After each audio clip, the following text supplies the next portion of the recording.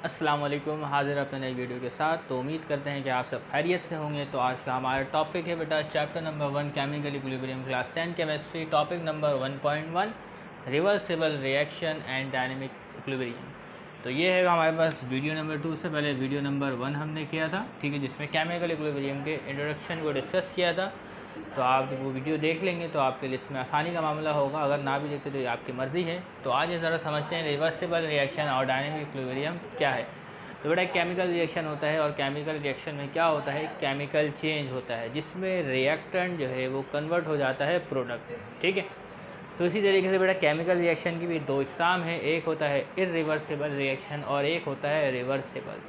तो इरिवर्सिबल जो रिवर्स ना हो सके और रिवर्सिबल जो रिवर्स हो जाए। तो इरिवर्सिबल रिएक्शन ऐसा होगा कि रिएक्टेंट से प्रोडक्ट में तब्दील होगा, बस, ठीक है, ख़त्म। रिएक्शन जो रिएक्टेंट है वो कंज्यूम हो जाएगा प्रोडक्ट में और प्रोडक्ट बन जाएगी आपके पास। ये है इरिवर्सिबल रिएक्शन। तो अगर आप क्या करते हैं बेटा, कोल को बर्न करते हैं ऑक्सीजन की मौजूदगी में तो बनेगा कार्बन डाइऑक्साइड, ठीक है। ये क्या है बेटा, आपके पास एक इरिवर्सिबल रिएक्शन है। तो कार्बन डाइऑक्साइड स्कैप आउट हो जाएगी, ये माहौल में शामिल हो जाएगी, ठीक है। तो ये तो हो गया हमारे पास बेटा इरिवर्सिबल रिएक्शन। तो इसी तरीके से और भी रिएक्शंस मौजूद है इरिवर्सिबल, लेकिन आप इंट्रोडक्शन देखेंगे तो वहाँ ज़्यादा बातें समझ में आएंगी आपको। तो वीडियो को कम से कम मुख्तसर करना है हमें। तो इसी तरीके से एक होता है रिवर्सिबल रिएक्शन। तो रिवर्सिबल रिएक्शन में क्या होता है बेटा, रिएक्टेंट जो है वो कन्वर्ट होता है प्रोडक्ट में और साथ के साथ प्रोडक्ट भी क्या है बेटा, कन्वर्ट हो रहा होता है रिएक्टेंट में। और एक वक्त ऐसा आता है कि रिएक्टेंट की कंसंट्रेशन और प्रोडक्ट की कंसंट्रेशन कांस्टेंट हो जाती है, फिक्स्ड हो जाती है, फिर उसके कंसंट्रेशन में कोई तब्दीली नहीं आ रही थी। बज़ाहिर देखने में ये लगता है कि रिएक्शन स्टॉप हो गया है, लेकिन रिएक्शन जो है वो स्टॉप नहीं हुआ होता, ठीक है। तो रिएक्टेंट अगर यहाँ से इधर जा रहा है तो प्रोडक्ट भी यहाँ से उतने ही मिकदार में, उतने ही रेट से वापस रिएक्टेंट की तरफ आ रहा होता है। तो इसको कहते हैं डायनामिक इक्विलिब्रियम, ठीक है। यानी जिस हाथ से आ रहा है उसी हाथ से बेटा वापस भी आ रहा है। यानी अगर सोचें आप पैसे आ रहे हैं और इस हाथ से जा रहे हैं तो मुझे कोई फ़र्क पड़ेगा नहीं, पड़ेगा ना। यानी जितना आ रहा है उतना जा रहा है। तो यहाँ से रिएक्टेंट में जितना यहाँ जिस रेट से यहाँ से तब्दील हो रहा है प्रोडक्ट में, जिस स्पीड से तब्दील हो रहा है रिएक्टेंट प्रोडक्ट में, उसी स्पीड से उसी रेट से प्रोडक्ट भी तब्दील हो रहा होगा रिएक्टेंट में और उनके दरमियान एक डायनेमिक इक्विलिब्रियम कायम हो जाएगा। बज़ाहिर देखने में लगेगा कि वो रिएक्शन स्टॉप हो चुका है, तो रिएक्शन स्टॉप नहीं होगा, वो डायनेमिक इक्विलिब्रियम में होगा। रिएक्टेंट भी उसी रेट से प्रोडक्ट में तब्दील हो रहा है, प्रोडक्ट भी उसी रेट से रिएक्टेंट में तब्दील हो रहा है, ठीक है। तो आज इसको पढ़ते हैं, समझते हैं बात को क्या है इसमें। तो reversible reaction, a reaction which can go in the forward and backward direction. तो रिवर्सिबल रिएक्शन कैसा रिएक्शन है जो फॉरवर्ड डायरेक्शन में भी जाता है। रिएक्शन के ऊपर आप इस तरीके का एरो देखते हैं और बैकवर्ड रिएक्शन के लिए बड़ा इस किस्म का एरो होता है। तो reversible reaction which can go in the forward and backward direction simultaneously, एक ही वक्त में फॉरवर्ड भी जाएगा और बैकवर्ड भी जाएगा। तो ऐसे रिएक्शन को हम कहेंगे बेटा रिवर्सिबल रिएक्शन। तो केमिकल इक्विलिब्रियम में जो भी रिएक्शन पढ़ा जाएगा वो रिवर्सिबल रिएक्शन, इरिवर्सिबल रिएक्शन को डिस्कस नहीं करेंगे। ओके, तो आज ज़रा देखते हैं। तो तमाम जो बातें आपके किताब से शामिल की गई हैं। तो let us take an example of manufacturing of ammonia. तो यहाँ पे एक अमोनिया की प्रिपरेशन की एग्जांपल देखते हैं। तो अमोनिया क्या है बेटा, इसका फार्मूला है NH3, ठीक है। उसके बाद हमारे पास है बेटा when 1 mole of nitrogen gas react with 3 moles of hydrogen gas. जब क्या है बेटा 1 मोल ऑफ नाइट्रोजन गैस का फॉर्मूला आपको पता होगा, when 1 mole of nitrogen gas, ठीक है, रिएक्ट करेगा किसके साथ बेटा 3 मोल्स ऑफ हाइड्रोजन गैस। तो 3 मोल्स ऑफ हाइड्रोजन, अभी कितना मोल है हाइड्रोजन गैस लिखा हुआ, 1 मोल है, 3 लिख दें, 3 moles. When 1 mole of nitrogen gas react with 3 moles of hydrogen gas, it produces 2 moles of ammonia. It produces 2 mole of ammonia. तो अमोनिया मैं लिखता हूँ यहाँ पे और इक्वेशन बैलेंस कर लेता हूँ, ठीक है। तो यहाँ पे हमारे पास जो है 2 mole of ammonia gas release हुई। तो ये रिएक्शन कौन सा हुआ बेटा, फॉरवर्ड रिएक्शन या बैकवर्ड रिएक्शन। तो आप एरो देखेंगे तो आपको पता चलेगा ये फॉरवर्ड रिएक्शन है। तो एक फॉरवर्ड रिएक्शन हमने लिख लिया है, this is known as forward reaction, okay. अब इसके बाद क्या है बेटा, एक बैकवर्ड रिएक्शन देखेंगे इसी का। जैसे रिएक्टेंट से प्रोडक्ट बना है तो प्रोडक्ट भी जो है वो तब्दील होगी बेटा रिएक्टेंट में। तो आइए देखते हैं। तो on the other hand 2 moles of ammonia gas may be converted into 1 mole of nitrogen gas and 3 mole of hydrogen gas, ठीक है। तो इसी रिएक्शन को आपने लिखना है कि 2 मोल ऑफ अमोनिया कन्वर्ट होगा किस में बेटा, 1 मोल ऑफ नाइट्रोजन गैस, ठीक है, and 3 mole of hydrogen gas. ये ले कन्वर्ट हो गया। इधर एरो देखें आप, एरो से आपको पता चल रहा है ये एक बैकवर्ड रिएक्शन है जिसमें प्रोडक्ट तब्दील हो रहा है रिएक्टेंट में, ठीक है। अब इन्हीं दोनों रिएक्शन को अगर कंबाइन टुगेदर करके लिखें, एक साथ जोड़ के लिखें, तो कैसे लिखाएगा, तो आइए देखते हैं, ठीक है। तो लिखना कैसे बेटा, N2 था, ठीक है, और plus 3H2, 3 mole of hydrogen gas. तो आपने एरो डालना है इस तरीके से, ठीक है। जो हेड होगा वो हाफ कट होगा, तो ऊपर वाला है फॉरवर्ड रिएक्शन के लिए, नीचे वाला है बैकवर्ड रिएक्शन के लिए, ठीक है, 2NH3 गैस। तो ये जो इक्वेशन जो हमने लिखी है ये है रिवर्सिबल रिएक्शन की इक्वेशन लिखने का तरीक़ेकार। तो आपने डायरेक्ट यही इक्वेशन लिखनी है, ये आपको बताया गया किस तरीके से हुआ, आपको समझाया गया। तो रिवर्सिबल रिएक्शन आप इस तरीके से लिखेंगे जिसमें क्या होगा बेटा, ये रिएक्टेंट जो है तब्दील हो रहा है, आपस में रिएक्ट करके प्रोडक्ट में तब्दील हो रहा है, और हाथ के हाथ प्रोडक्ट जो है वो तब्दील हो रहा है, डिकम्पोज हो रहा है दोबारा रिएक्टेंट में, ठीक है ना। और एक वक्त ऐसा आता है कि ये तमाम जो कंसंट्रेशन स्टॉप हो जाती है, रिएक्टेंट भी स्टॉप हो जाता है, प्रोडक्ट भी स्टॉप हो जाता है, ठीक है ना, और कंसंट्रेशन फिक्स हो जाती है, बज़ाहिर ऐसा लगता है, ठीक है। तो आगे जाएं, देखते हैं क्या होता है अब। तो इसके बारे में कुछ एग्जाम्पल है, कुछ वर्डिंग्स हैं जिसमें बताएंगे कि रेट ऑफ रिएक्शन की स्पीड क्या होगी।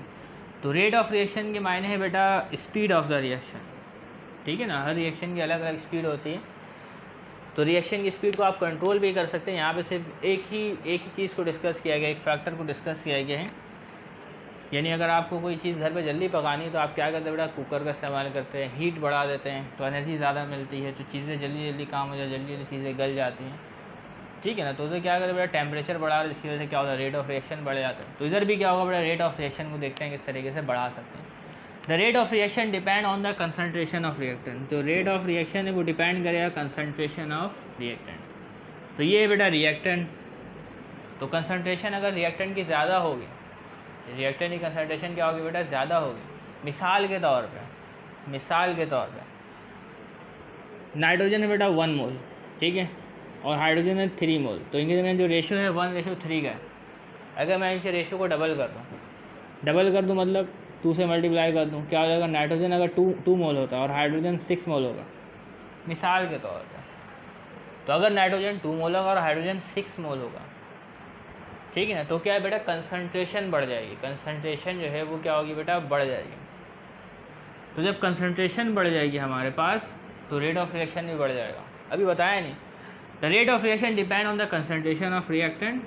Eight the beginning the quantity of reactant is higher. तो शुरू में क्या होता है, हमारे पास क्वांटिटी ऑफ रिएक्टेंट हायर होता है, रिएक्टेंट ज़्यादा होता है, प्रोडक्ट ज़ीरो होता है। शुरू में रिएक्टेंट क्या होता है बेटा, हमारे पास ज़्यादा होता है, और प्रोडक्ट क्या होता है, ज़ीरो होता है। सही होता है हर हाल में, आपने देखा ही होगा। तो and the rate of product formation is higher, क्योंकि प्रोडक्ट के साइड में क्या है बेटा, ज़ीरो है, ठीक है। शुरू में क्या होता है बेटा, रिएक्टेंट साइड में बिल्कुल भरा, मिसाल पे 100 मॉलिक्यूल्स है और प्रोडक्ट साइड में 0 मॉलिक्यूल है।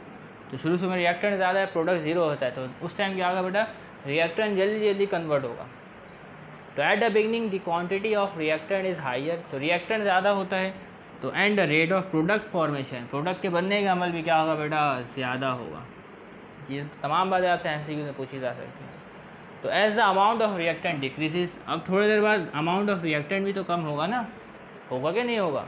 तो as the amount of reactant decreases the rate of reactant transformation decrease. जैसे जैसे रिएक्टेंट की जो अमाउंट है वो कम होगी, रिएक्शन की जो अमाउंट है, रिएक्टेंट की जो अमाउंट है वो कम होगी, तो वैसे वैसे जो रेट ऑफ ट्रांसफॉर्मेशन है वो डिक्रीज़ होगा रिएक्टेंट का। तो रिएक्टेंट की जो ट्रांसफॉर्म होने का रेट है, तब्दील होने का रेट है प्रोडक्ट में, वो स्लो होगा। जब रिएक्टेंट के तब्दील होने का वक्त स्लो होगा तो मतलब प्रोडक्ट भी तो, फॉर्मेशन ऑफ प्रोडक्ट भी तो मुतासिर होगी। तो लिखा हुआ है, तो and the rate of product formation decreases. तो जैसे जैसे रिएक्टेंट की जो कंसनट्रेशन है या क्वांटिटी है वो कम होगी, तो rate of formation of product decrease होगी, ठीक है। क्योंकि इक्विलिब्रियम मेंटेन करना होता है। क्या मेंटेन करना होता है, इक्विलिब्रियम, तवाज़ुन कायम करना होता है इनकी कंसंट्रेशन के दरमियान। ये तमाम काम हो गया, बता दिया आपको कि भाई अगर डिपेंड करता है, रेट ऑफ रिएक्शन पे डिपेंड करता है। शुरू में रिएक्टेंट की क्वांटिटी ज़्यादा होती है, और तो उसकी वजह से क्या होगा, प्रोडक्ट फॉर्मेशन जो है वो हाई होगा। जैसे जैसे रिएक्टेंट की जो अमाउंट है वो डिक्रीज़ होगी, कंसनट्रेशन डिक्रीज़ होगी, तो उस हिसाब से जो रेट ऑफ रिएक्टेंट की जो ट्रांसफॉर्मेशन है वो कम होगा, तो मतलब प्रोडक्ट फॉर्मेशन भी कम होगी। ठीक है, अब उसके बाद क्या होगा, after a certain time the concentration of reactant and product become constant. तो दोनों की जो कंसंट्रेशन है वो कांस्टेंट हो जाएगी। रिएक्टेंट की कंसंट्रेशन एक फ़िक्स हो जाएगी और जो प्रोडक्ट की कंसंट्रेशन है वो एक फ़िक्स हो जाएगी। ठीक है ना, तो रिएक्टेंट एक जगह पे आकर रुक जाएगा और फिर उसके बाद रिएक्शन में हिस्सा नहीं लेगा, बाज़ाहिर ऐसा दिखेगा, ले रहा होगा लेकिन कंसंट्रेशन फ़िक्स हो जाएगी। कंसंट्रेशन क्या हो जाएगी बेटा, फ़िक्स हो जाएगी। और इसी तरीके से प्रोडक्ट की जो कंसंट्रेशन है वो भी फ़िक्स हो जाएगी। यानी अगर रिएक्टेंट से एक मॉलिक्यूल मिसाल के तौर पर कन्वर्ट हो रहा है तो प्रोडक्ट से भी एक मॉलिक्यूल डिकम्पोज होकर वापस आ जाएगा। अगर रिएक्टेंट से एक मॉलिक्यूल जा रहा है तो प्रोडक्ट से एक मॉलिक्यूल वापस आ जाएगा, तो कंसंट्रेशन में कोई फ़र्क नहीं पड़ेगा, लेकिन ये मामला चलता रहेगा। इसी को डायनामिक इक्विलिब्रियम कहते हैं। वीडियो समझने में मुश्किलात हो तो इंट्रोडक्शन का जो पहली वीडियो है उसको ज़रूर देखें। तो the concentration of reactant and product become constant. तो इनकी जो कंसंट्रेशन है रिएक्टेंट और प्रोडक्ट की वो क्या होगी बेटा, कांस्टेंट हो जाएगी, फिक्स्ड हो जाएगी। And equilibrium has been achieved, और इक्विलिब्रियम जो है वो हासिल हो जाएगा। तो this state is called dynamic equilibrium. तो इसी स्टेट को क्या कहते हैं बेटा, डायनेमिक इक्विलिब्रियम कहते हैं। तो डायनेमिक इक्विलिब्रियम क्या होगा बेटा, आपके पास जो रिएक्टेंट है वो कन्वर्ट हो रहा होगा प्रोडक्ट में कंसंट्रेशन फिक्स होने के बाद भी, और प्रोडक्ट जो है वापस रिएक्टेंट साइड में भी डिकम्पोज होकर आ रही होगी। ठीक है, तो इसको क्या कहते हैं, डायनेमिक इक्विलिब्रियम। तो ग्राफ में देखेंगे, हमारे पास ग्राफ में दो एक्सिस है, एक है एक्स एक्सिस और एक है आपके पास वाई एक्सिस। ओके, तो वाई एक्सिस में हमने जो लिया है,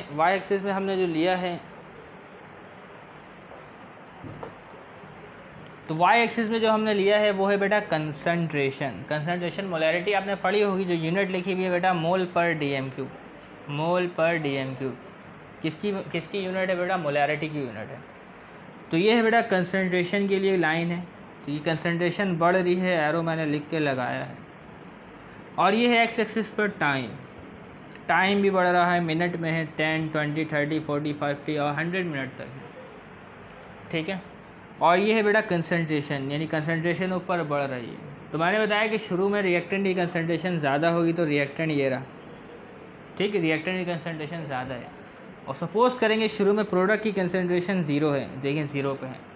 ठीक है, क्लियर, बात समझ में आ रही। तो अब क्या होगा बेटा, जैसे रिएक्शन स्टार्ट होगा, रिएक्टेंट तब्दील होना शुरू होगा प्रोडक्ट में, तो ये रिएक्टेंट की जो कंसंट्रेशन है वो कम होने लगेगी। रिएक्टेंट की जो कंसंट्रेशन है, ग्राफ में देखिए ये नीचे आ रहा है, जैसे जैसे वक्त गुजर रहा है, जैसे जैसे क्या गुजर रहा है, वक्त, ये इस तरफ जा रहा है मतलब वक्त गुजर रहा है, इस तरफ जाने का मतलब है वक्त गुजर रहा है।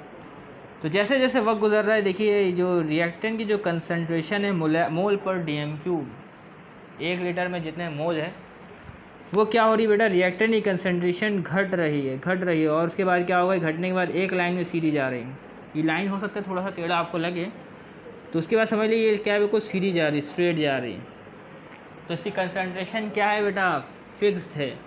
अब वक्त गुजर रहा है लेकिन इस लाइन यानी रिएक्टेंट की कंसंट्रेशन क्या है बेटा, फिक्स्ड है, ये सीधी ही रहेगी। तो रिएक्टेंट की कंसंट्रेशन में कोई कमी नहीं आएगी। ये पता कैसे चलेगा बेटा, ये वाई एक्सिस रिएक्टेंट है, यहाँ से ये लाइन ला के जोड़े पता चल जाएगा। ठीक है ना, कि रिएक्टेंट की कंसंट्रेशन क्या है, फिक्स्ड है, लाइन स्ट्रेट है, रिएक्टेंट की कंसंट्रेशन फिक्स्ड है। तो जैसे जैसे रिएक्टेंट कम हुआ तो वैसे वैसे प्रोडक्ट की जो कंसंट्रेशन है उसमें इजाफा होता चला गया, इजाफा हुआ। अब इजाफा नहीं हो रहा, अब स्ट्रेट लाइन चल रही है। तो रिएक्टेंट की कंसंट्रेशन भी क्या हो गई बेटा, फिक्स्ड हो गई, और प्रोडक्ट की कंसंट्रेशन भी क्या हो गई, फिक्स हो गई, क्योंकि स्ट्रेट लाइन में है। ठीक है, ये वाई एक्सिस से आप देखें बिल्कुल स्ट्रेट, और एक्स एक्सिस ये भी वाई एक्सिस से क्या है बेटा, स्ट्रेट है रिएक्टेंट और प्रोडक्ट। तो अब वक्त जितना भी गुजर रहा है ये लाइन सीधी ही रहेगी, कंसंट्रेशन में कोई फ़र्क नहीं पड़ेगा, लेकिन इनके साथ डायनेमिक इक्विलिब्रियम मौजूद होगा। अगर रिएक्टेंट का एक मॉलिक्यूल कन्वर्ट होकर प्रोडक्ट में तब्दील हो रहा है, तो प्रोडक्ट का एक मॉलिक्यूल भी कन्वर्ट होकर रिएक्टेंट में तब्दील हो जाएगा। तो ये सिलसिला जो है बैक चलता ही रहेगा, लेकिन हम इसे महसूस नहीं कर पाएंगे। ठीक है, तो इस तरीके से क्या है बेटा, इस जो ग्राफ है हमारे पास, इसमें क्या है, इक्विलिब्रियम जो है अचीव हो गया when concentration of reactant and product stop changing. तो कंसंट्रेशन है वो तब्दील नहीं हो रही, जो कंसंट्रेशन है वो तब्दील नहीं हो रही है, ठीक है।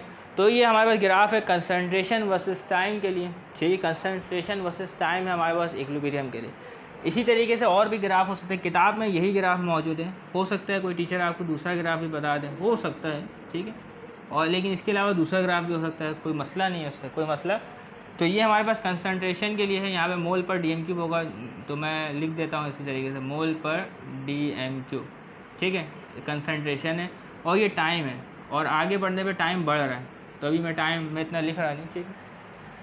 तो इसमें ज़रूरी है कि ग्राफ इस तरीके से बने, किताब में यही बना, आप कोशिश यही कीजिएगा यही बनाए, ये समझाए, लेकिन आप इसको भी समझ लें, अगर ना समझना हो तो ना समझे, ये आपके ऊपर चॉइस है आपके ऊपर, ठीक है ना।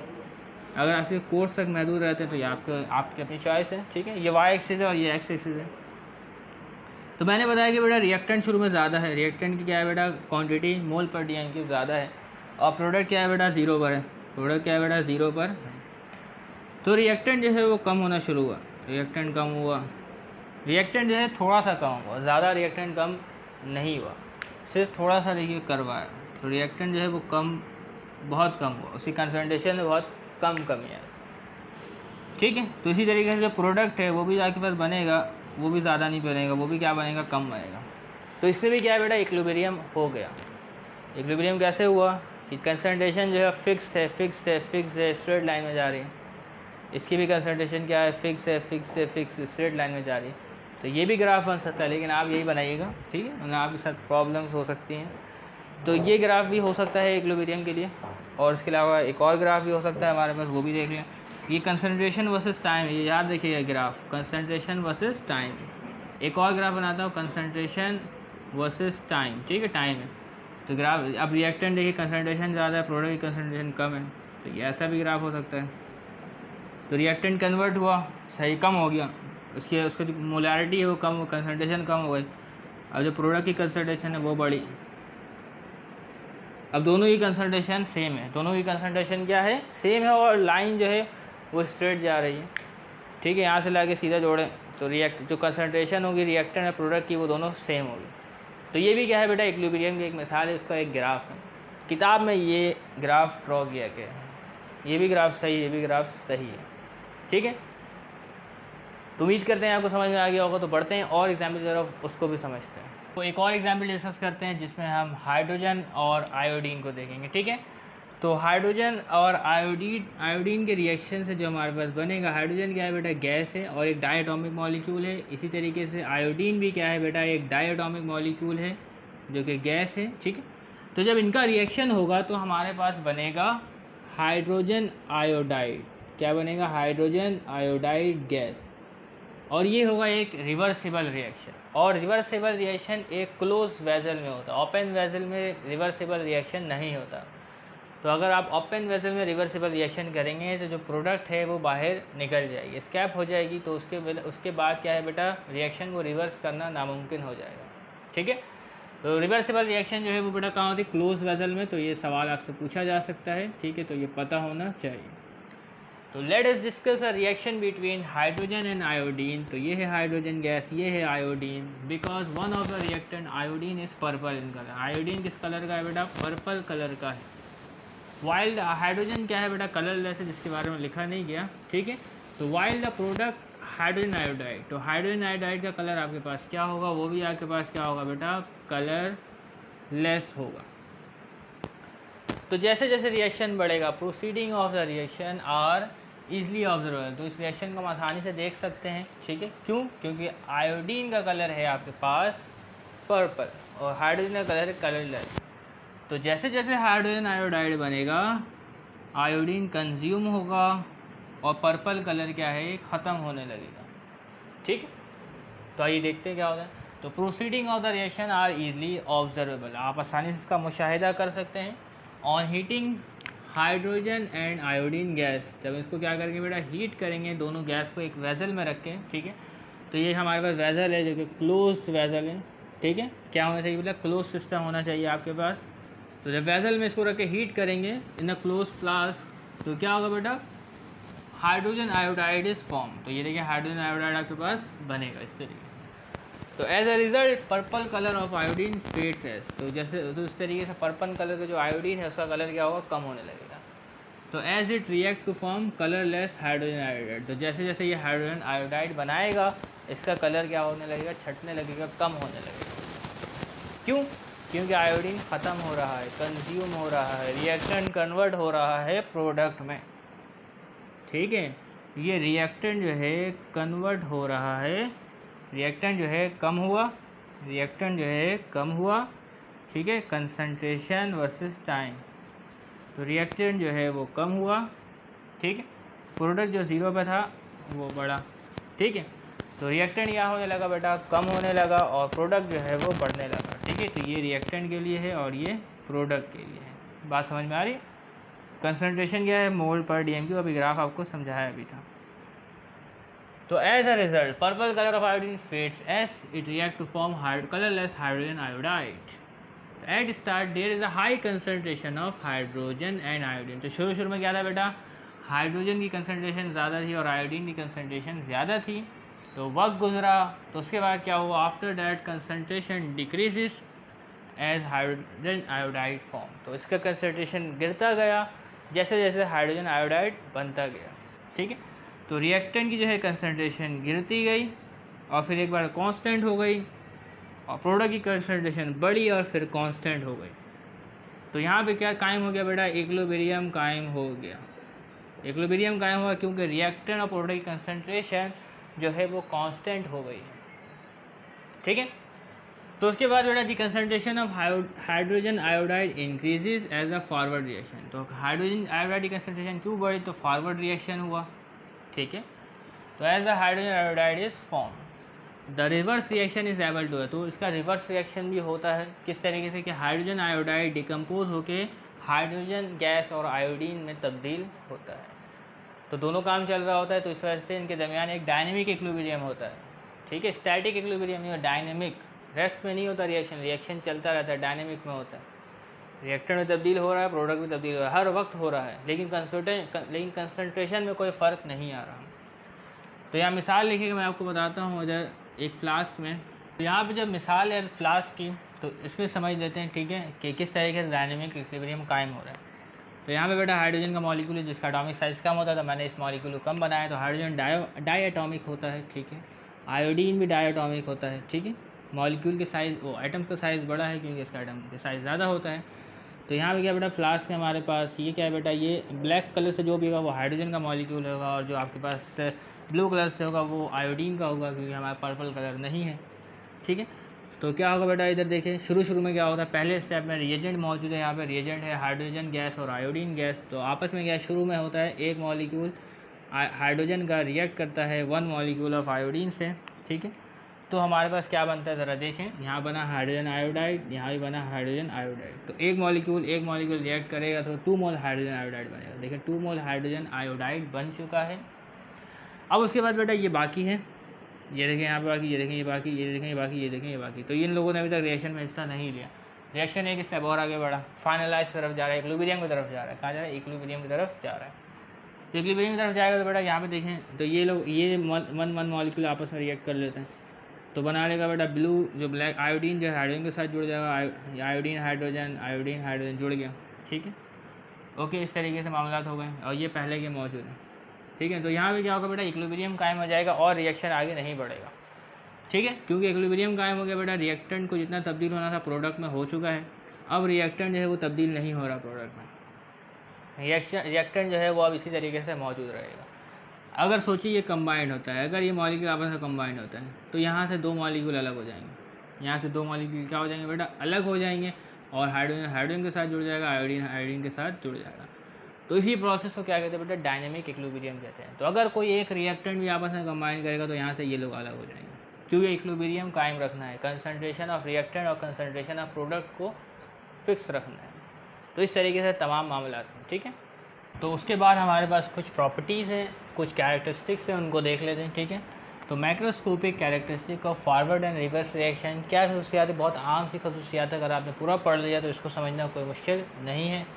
तो फॉरवर्ड रिएक्शन के लिए बेटा it is always directed from left to right. ऐसे ही ये बेटा लेफ्ट टू राइट है फॉरवर्ड रिएक्शन, ठीक है ना, लेफ्ट टू राइट बढ़ता है रिएक्टेंट से प्रोडक्ट, और रिएक्टेंट प्रोड्यूस प्रोडक्ट, आम सी बात है, रिएक्टेंट से क्या बनता है बेटा, प्रोडक्ट बनता है। और इनिशियल रेट इज़ फास्ट, शुरू में कंसनट्रेशन ऑफ रिएक्टेंट ज़्यादा होता है तो इनिशियल रेट क्या होता है बेटा, फास्ट होता है शुरू में, but gradually slow down. Slow down क्यों हो जाता है, क्योंकि कंसनट्रेशन ऑफ रिएक्टेंट वक्त के साथ घटती है, इस वजह से स्लो हो जाता है इनिशियल रेट। क्लियर है? तो शुरू में इनिशियल रेट फास्ट होता है, उसके बाद स्लो होता है, ठीक है, कंसनट्रेशन कम होने की वजह से। तो ये फॉरवर्ड रिएक्शन हो गया। ये है रिवर्स रिएक्शन, बैकवर्ड रिएक्शन का। It is always directed from right to left. तो reverse reaction, backward reaction right to left आता है, ठीक है। और इनिशियल रेट और क्या है, इट इज़ ऑलवेज, ये तो हो गया हमारे पास। और इनिशियल रेट इज़ स्लो, इसमें क्या होता है बेटा, इनिशियल रेट स्लो होता है बट ग्रेजुअली स्पीड अप। तो देखिए बेटा यहाँ पे दोबारा एक मिसाल देख लें आप हमारे पास कि H2, तो हमारे पास H2 है और I2 है, ये फॉरवर्ड रिएक्शन आगे बढ़ा, 2HI बना हाइड्रोजन आयोडाइड। शुरू में ये ज़्यादा था, स्पीड था, और ये बन रहा था स्लो स्लो, ये बन रहा था अपना आराम से, ठीक है। शुरू में ये ज़्यादा था, कंसनट्रेशन ऑफ रिएक्टेंट ज़्यादा था, स्पीड था। जैसे ही कंसनट्रेशन ऑफ रिएक्टेंट कम हुआ तो ये क्या हो, ग्रेजुअली स्लो हो गया। अब ये शुरू में थोड़ा थोड़ा था, फिर आहिस्ते आहिस्ते ये ज़्यादा होने लगा, 2HI क्या होने लगा, बहुत ज़्यादा होने लगा। जब बहुत ज़्यादा होने लगा, ठीक है, तो ये दोबारा कन्वर्ट होने लग गया आयोडीन में। समझ में आ रही बात? तो बैकवर्ड में क्या होगा, इनिशियल रेट शुरू में स्लो होगा क्योंकि शुरू में थोड़ा सा बना हुआ होता है product, but gradually speed up. तो बाद में क्या होगा, इसकी स्पीड बढ़ जाएगी क्योंकि प्रोडक्ट ज़्यादा बन चुका होगा, ठीक है। Macroscopic characteristic of forward and reverse reaction in dynamic equilibrium. तो डायनेमिक इक्विलिब्रियम में क्या प्रॉपर्टीज है इसकी, मैक्रोस्कोपिक आ जाए देखते हैं। तो dynamic equilibrium can only exist in a close system, अभी बताया आपको, क्लोज सिस्टम में ये सिर्फ इक्विलिब्रियम एग्जिस्ट करेगा वरना नहीं करेगा डायनेमिक। और neither reactant nor product can inter और लीव द सिस्टम, ना तो प्रोडक्ट को सिस्टम में छोड़ना है ना तो रिएक्टेंट को सिस्टम में छोड़ना है। अगर ओपन सिस्टम हुआ तो कोई इक्विलिब्रियम स्टैब्लिश नहीं होगा। Eight equilibrium the concentration of reactant and product remains constant, ठीक है। ग्राफ में भी आपको बताया गया है कंसनट्रेशन और ऑफ रिएक्टेंट और प्रोडक्ट क्या होगा आपके पास, सेम होगा। ये है कंसनट्रेशन और ये है बेटा टाइम के लिए, ठीक है। ये कंसनट्रेशन जो भी है हमारे पास, ये कंसनट्रेशन कांस्टेंट जा रहा है, ठीक है। और ये जो रिएक्टेंट था हमारा, रिएक्टेंट कम हुआ और फिर कांस्टेंट हो गया, ठीक है। कंसनट्रेशन की ये वाई एक्सिस पे लाइन है 1 2 3 4 5। सोचिए 5 मोल कंसनट्रेशन था रिएक्टेंट का, कम हो गया, कितना हो गया बेटा, ये 2 मोल हो गया, कितना हो गया, 2 मोल, ठीक है। और शुरू में जो प्रोडक्ट था वो कम था, बढ़ के कितना हो गया आपके पास, जो भी है बड़ा जितना भी हुआ। अब क्या ऐसी कंसनट्रेशन फिक्स हो गई प्रोडक्ट की, तो इसको मैच कर लें, प्रोडक्ट कितना है आपके पास, वो है 3.5 मोल मिसाल के तौर पर, मोल पर DM3, ठीक है। तो इस तरीके से क्या होगा बेटा, जो कंसनट्रेशन ऑफ रिएक्टेंट है प्रोडक्ट है वो बराबर होगा। इसलिए मैंने 3 ग्राफ आपको बताएं, कंसनट्रेशन वर्सेस टाइम के आपको 3 ग्राफ बताए, एक ग्राफ और बताऊंगा मैं अभी, ठीक है, उसको भी देखिएगा, ठीक है। तो क्या होगा बेटा, concentration of reactant and product से कांस्टेंट होगा, ओके। कंसनट्रेशन और टाइम के दरमियान मैंने 3 ग्राफ बताए हैं, ठीक है। ये ग्राफ बुक में मौजूद है, 2 ग्राफ अलग से बताएं, एक ग्राफ और बताऊँगा rate of reaction versus time के दरमियान, लेकिन वो भी बुक में मौजूद नहीं है। तो तीसरा पॉइंट है हमारे पास, at equilibrium the forward and reverse reaction are taking place at equal time. तो दोनों रिएक्शन एक ही वक्त पे हो रहा होगा, साथ साथ हो रहा होगा, ठीक है। एंड अपोजिट रेट्स, और जो उनकी रफ्तार होगी, रेट ऑफ रिएक्शन होगा वो अपोजिट होगा, ठीक है। अगर रिएक्टेंट की रफ्तार मिसाल तौर पे 5 मोल्स पर DM3 है तो प्रोडक्ट की भी क्या होगी बेटा, 5 मोल्स पर DM3 होगी, लेकिन अपोजिट होगी, ठीक है। तो अपोजिट होगा, अगर यहाँ से इतना मॉलिक्यूल कन्वर्ट हो रहा है तो वहाँ से उतनी मॉलिक्यूल वापस कन्वर्ट हो जाएगा, ठीक है। तो अभी मैंने इसकी मिसाल आपको दे दी है। तो एक और ग्राफ देखते हैं हम यहाँ पे, ठीक है। तो एक ग्राफ है बेटा, ये है आपके पास ROR, इसको बोलते हैं रेट ऑफ रिएक्शन के दरमियान, रेट ऑफ रिएक्शन स्पीड के दरमियान और टाइम के दरमियान, ठीक है। तो इधर रेट ऑफ रिएक्शन बढ़ रहा है, इधर टाइम बढ़ रहा है, ठीक है। तो इसमें क्या होगा बेटा, ये रिएक्टेंट है, ये रिएक्टेंट आ गया यहाँ पे, ठीक है।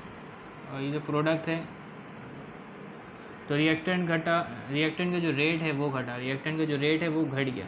क्यों घटा, रिएक्टेंट का रेट क्यों घटा, रिएक्टेंट का रेट इसलिए कम हुआ क्योंकि रिएक्टेंट की जो तादाद है वो कम हो रही है, तो रिएक्टेंट का रेट कम हो गया। अब क्या है, एक फिक्स रेट चल रहा है, क्या चल रहा है बेटा, एक फिक्स रेट चल रहा है, ठीक है। और प्रोडक्ट के जो कंसनट्रेशन है वो क्यों बढ़ी, क्योंकि रिएक्टेंट घटा तो प्रोडक्ट बना, प्रोडक्ट बनने के बाद क्या हुआ बेटा, प्रोडक्ट भी एक फिक्स हो गया, प्रोडक्ट की कंसनट्रेशन भी फिक्स हो गई और रेट ऑफ रिएक्शन भी क्या है बेटा, फिक्स है। तो रेट ऑफ रिएक्शन क्या है, दोनों का एक जैसा है, दोनों का रेट ऑफ रिएक्शन क्या है बेटा, एक जैसा है। तो रिएक्टेंट का भी एक ही है और प्रोडक्ट का भी रेट ऑफ रिएक्शन एक ही है। तो ये भी क्या है बेटा, इक्विलिब्रियम की मिसाल। अगर ये ग्राफ आपको नहीं समझ में आता तो आप इसको छोड़ दें, ठीक है, इतना आपको आना चाहिए, ठीक है।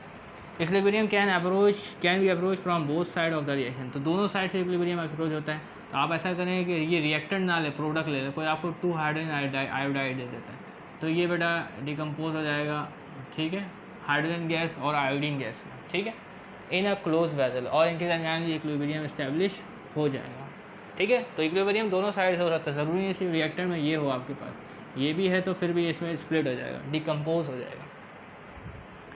At equilibrium state, an equilibrium state can be disturb, तो इक्विलिब्रियम स्टेट को क्या कर सकते हैं आप, डिस्टर्ब कर सकते हैं।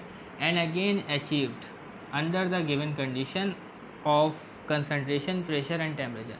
तो सोचिए इक्विलिब्रियम कायम है, आप इसको बिगाड़ सकते हैं। कैसे बिगाड़ सकते हैं, रिएक्शन में रिएक्टेंट का और इजाफा करते हैं, रिएक्टेंट अचानक खोलें और रिएक्टेंट क्या करें उसमें शामिल कर दें, तो क्या होगा, पूरा क्या हो जाएगा, बिगड़ जाएगा, डिस्टर्ब हो जाएगा सिस्टम, क्या होगा, इक्विलिब्रियम डिस्टर्ब हो जाएगा। इक्विलिब्रियम कायम है, उसमें आप क्या करें, रिएक्टेंट और डाल दें, तो तवाज़ुन क्या है, खो जाएगा और इक्विलिब्रियम बरकरार नहीं रह सकेगा। लेकिन थोड़े वक्त गुजरने के बाद इक्विलिब्रियम जो है वो दोबारा कायम हो जाएगा, ठीक है। तो under the given condition of concentration, pressure and temperature, तो टेम्परेचर फ़र्क करने से भी क्या होता है बेटा, इक्विलिब्रियम पर फ़र्क पड़ता है, और प्रेशर में भी फ़र्क करने से, डिफरेंस करने से इक्विलिब्रियम पर फ़र्क पड़ता है, ठीक है। लेकिन क्या है बेटा, वो थोड़ी देर बाद क्या होगा, इक्विलिब्रियम दोबारा अचीव हो जाएगा जब नॉर्मल कंडीशंस हो जाएंगे, ठीक है। तो इस तरीके से ये तमाम मामला थे। तो उम्मीद करते हैं ये टॉपिक 1.1 पूरा आपको समझ में आ गया होगा। तब तक के लिए इजाज़त दीजिएगा, मिलते हैं नेक्स्ट वीडियो, तब तक के लिए अल्लाह हाफ़िज़।